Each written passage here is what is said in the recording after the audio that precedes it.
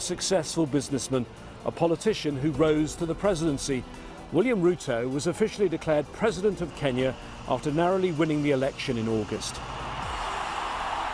The results were challenged by his longtime rival, Raila Odinga, who alleged vote rigging and a compromised electoral system. But Kenya's top court upheld Ruto's victory, dismissing the petition to nullify the outcome. While it's widely considered Africa's most stable democracy, Kenya has its fair share of burdens. I'm James Bays in New York, and it's here that the newly inaugurated President Ruto delivered his first address to the UN General Assembly. And that's where I caught up with him to discuss some of the challenges facing his country, from the deep ethnic divisions to a flailing economy, the threat of armed groups, and the worst drought in decades. The Kenyan President, William Ruto, talks to Al Jazeera. Dr. William Ruto, President of Kenya, thank you for talking to Al Jazeera. You've only just been sworn in as the 5th President of your country. Let's look back at the election. It was largely peaceful, but it was also extremely close. 14 million votes were cast. There was just, I believe, 200,000 votes between you and the other candidate, the veteran politician Raila Odinga. A disputed election, but then the Supreme Court backed the result and backed your victory. But you've got a country divided almost 50-50. How do you bridge that divide now? I think to say the country is divided is not the right words. I think what we are saying is everybody has a role to play. There will be those of us that I lead that will be leading the executive. My competitors will be doing an equally important responsibility for the people of Kenya by providing oversight over the government that I will set up. So they too will be participating in the governance of our country. And the government of Kenya is the government of Kenya for all people. Whichever way they voted, whoever they voted for, they have a government that will serve them equally. I've been reading lots of profiles about you. They all say you're very hardworking and determined, but also tough and sometimes uncompromising. And you've read these same things I've read. Some people are speculating you might have an authoritarian streak. So are you the right man to build consensus? I think I have a history of building consensus, and majority of the people who have worked with me have come to appreciate that, yes, I am firm, I am determined, I am focused, and is the only reason I have gotten myself here, by being resolute, determined, and focused, because unless you are that firm, you can get nothing done. But the consensus I have built to win this election should confirm to you and all that I am a consensus person. I wouldn't have put together the team that gave me the opportunity to win this election. We said the election was largely peaceful, but you remember 2007, a very bloody election. Over 1,000 people were killed. And I don't have to remind you that after the violence you were indicted by the International Criminal Court. And we have to say those charges of crimes against humanity, they were all later vacated. But I'm asking you now whether you worry that that affects in some way the way members of the international community might view you now. Well, the members of the international community are knowledgeable people, or so I expect. And the law in Kenya, and I guess it's the law, universal law, is that allegations can be made about anybody. And allegations are allegations, unless they are proven. And if allegations are not proven, then it means they just remain rumors and insinuations. The people of Kenya, I didn't get here by any other means, but by choice. The people of Kenya went to the ballot in 2013, chose President Uhuru and myself as his deputy. The same thing in 2017. I ran in this election. The people of Kenya know me that well to make a choice as to what kind of a person I am. I know the international community may carry a bit of that baggage, but I think over the years, many of them have come to realize that I am not the person that was being described in those judges. In your election campaign, you differentiated yourself from other political figures in Kenya. The former President Kenyatta, who was the son of Kenya's first founding president, and your opponent Raila Odinga, who was the son of Kenya's first vice president. And you made the point that you came from a very humble background. You were selling chickens as a child. I think I read you got your first pair of shoes at the age of 15. How does this background, how's it going to affect the way you're going to govern? My background gives me the worldview understanding, if I may say it, of what the issues are. And by virtue of the opportunity I have gone through leadership as a member of parliament, as a minister before, as a deputy president, it also gives me a vantage point on solutions to the challenges that face our country. Your campaign clearly cut through. It was a great success, but now perhaps the difficult bit. You were riding a wave of high expectations. Now you've got to deliver, and you have been come to power at a time when the economy, not just in your country but around the world, is in dire straits. You're facing a global fuel crisis, President Kenyatta has put subsidies, when he was president, to try and support people with food and fuel. Are those sustainable economically much longer? They're not, and that's why I removed them. In fact, the whole subsidy regime was a drain on our development resources. Over the last 3-4 months alone, we spent 140 billion Kenyan shillings on subsidy. When I came into office, the first assignment I had was with the energy sector. And I looked them in the eye and asked them whether this was going to go on, because we were spending 16 billion shillings, money we didn't have, every month on fuel subsidy. I put a stop to it, and the people of Kenya understood that it wasn't in their best interest to continue with fuel subsidies. There are a couple of other things. I made a commitment, for example, that we are going to enhance the financial independence of our judiciary so that we can better place the country at a vantage position for investment where commercial disputes could be decided upon in the shortest time possible. I appointed 6 judges that were outstanding.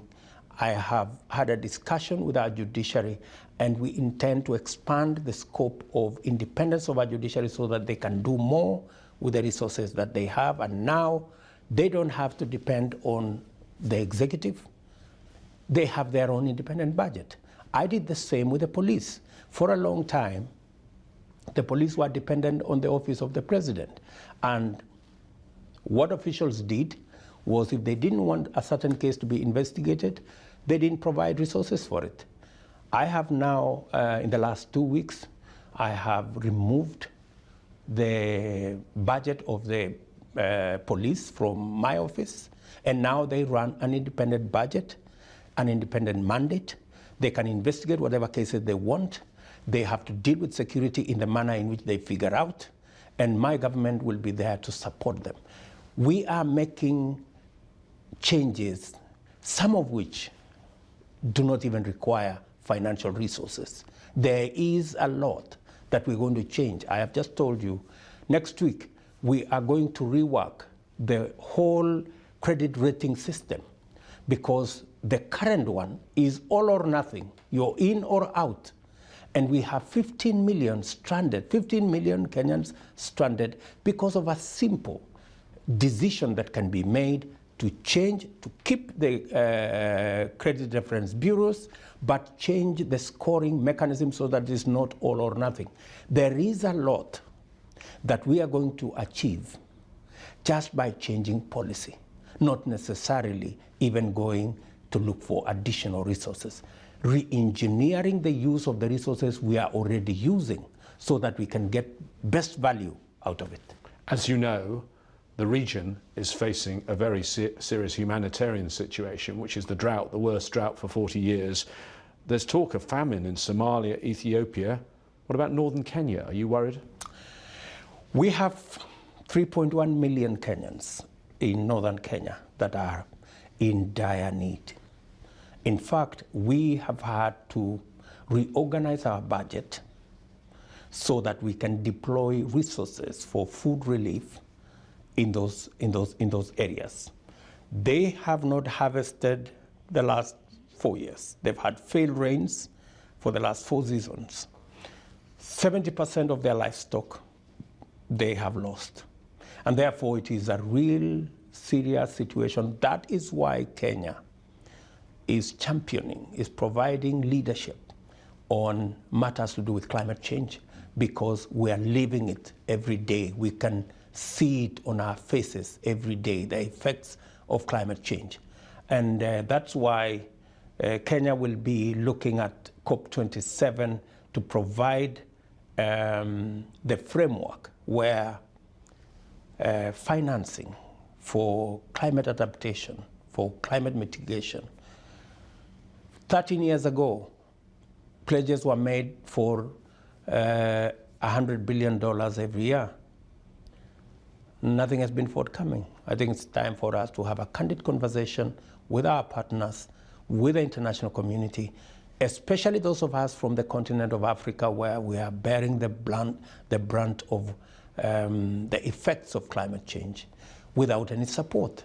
I was asking the multilateral financial institutions to rethink, because many countries are reorganizing their budgets to provide for climate change effects rather than their development. Even areas like education and health are beginning to suffer, because you have to direct resources to keep people alive, to provide food, to provide water. And so that's no longer a very simple matter. That's why those of us from the global south, specifically from Africa, want a real candid conversation on climate change and how we can deal with the people that are affected, how we can deal with the situations that are emerging, and the reality that we have to live with every day of people who are in dire need. Let's talk about Kenya's relations with other countries in the region. And just across the border in Somalia, the effects of the drought are really severe. There, they've had a peaceful transfer of power. I think many in the international community weren't expecting that. And you have Hassan Sheikh Mohammed back as the president there. He's done the job before. He's ruled out talking to Al-Shabaab and wants to defeat them on the battlefield. Your country had lots of involvement. They had lots of troops in AMISOM, the African Union force there, but you also had really tense relations with Somalia at various points. You had a maritime dispute. Is the new president someone you can do business with? I have already had 2 meetings with President Hassan Sheikh. I think he is a much more progressive, much more positive person, and is much more committed to fighting terrorism. And he has our full support. We are asking other partners that are with us in Somalia. We have a huge contingent of Kenyan soldiers and other personnel. And it's not a simple thing, because we are paying a huge price for the war against terrorism that's going on in Somalia, and the fact that we don't have a functional government in Somalia. And therefore it's in our best interest, in our economic interest, in our security interest, to make sure Somalia works. And I think President Hassan gives us the best possible chance. And the maritime dispute and all that aside, those are not existential. We can always sort out our maritime, boundary disputes in a peaceful environment. What is of priority to Kenya now is not the maritime dispute. It is stabilizing Somalia, making sure that Somalia is functional, having functional security arrangements so that we can pull out our troops, manage our own country, and then we can do what neighbors do. We can always engage and find solutions to the challenges that face us as neighbors. Another country facing real trouble, drought, but also more conflict, is Ethiopia. You appointed your predecessor, President Kenyatta, to continue in his role as a mediator. That's interesting. I mean, he didn't even support you to be president. Why do you think he should stay in that role? I am now the president of Kenya. I'm the big brother now. So, and it is in my place to work with him. I think it's the right thing to do. I will not allow negative energy to be built around our country. I do not want it was a competition. President Kenyatta had a candidate. His candidate did not win. I beat his candidate. That's a democratic process. That's behind us. We now have a country to govern, and we have a region to look after. And I believe President Kenyatta can bring value. President Abiy Ahmed, who of course won the Nobel Peace Prize in 2019, but he gave up on peace efforts and has been commanding a war now in recent years. Do you think for a lasting peace he should perhaps step aside now? I think that's not a decision that can be made in a place like here. I think matters of governance are much more complicated. They are not as straightforward as people look or as people watch from a distance. I think President Abiy is still will still play a major role and will be a stabilizing factor in that region. And I think we need to work with him, work with his teams for the eventual resolution of that conflict in that region. I'd like to quickly also touch on the Democratic Republic of Congo, because President Kenyatta is going to have a role there. You have got this East African standby force, which is going to go there, I'm told, as many as potentially 12,000 troops, and Kenya is leading that. And yet there's already a UN force there. Isn't there a danger of confusion, duplication, and alienating the local population by putting this new force in there? I think the decision to have the East African standby force was made in consultation with the UN. So there wouldn't be any possibility of any conflict. Kenya is contributing troops to the UN force in DRC, but we're also contributing troops to the East African standby force. Are you worried, as you start your job, you're committing your soldiers to a new war? They fought for so long in Somalia. Does that in any way worry you? It is our neighborhood. We have no choice. I mean, we wish this could be done by somebody else. But if we don't get involved, it will get to us. The conflict in Somalia is a Kenyan conflict by and large. The challenges we have in Eastern DRC are Kenyan challenges by and large. Eastern DRC is served out of Mombasa port. I think 50% of all imports, exports go through our country. We have a commercial relationship. We're neighbors. These are not responsibilities we can run away from. Therefore, peace in DRC Congo, peace in Somalia is equals to peace in Kenya. In any case, it is said, no one is safe until we are all safe. So on that principle, Kenya will always be available to deploy support, including troops, in our region to keep our neighborhood safe. There are so many armed groups fighting in eastern DRC, but the one that's come back is M23 in the last year or so. Now you know that the government of the Democratic Republic of Congo are blaming Rwanda. They say Rwanda is backing M23. Have you looked at those claims? Do you think it's true? I've had occasion to have a discussion with President Tshisekedi, and I've also had an occasion to speak to President Kagame. I think President Kagame has been forthright that they have nothing to do with M23. There are other people who think otherwise, but we do not want to engage ourselves in blame game and finger pointing. We have to get our hands on it and sort out the issues. And the good thing is that both President Kagame and Felix Tshisekedi are committed to making sure that we sort out that problem as a region. And that's why all our countries are contributing troops to stabilize that region. The Nairobi process, chaired by President Uhuru, has made a lot of progress in making sure that this process is brought to the table. Actors in that conflict are brought to the table, and my government will ensure that that process comes out with results.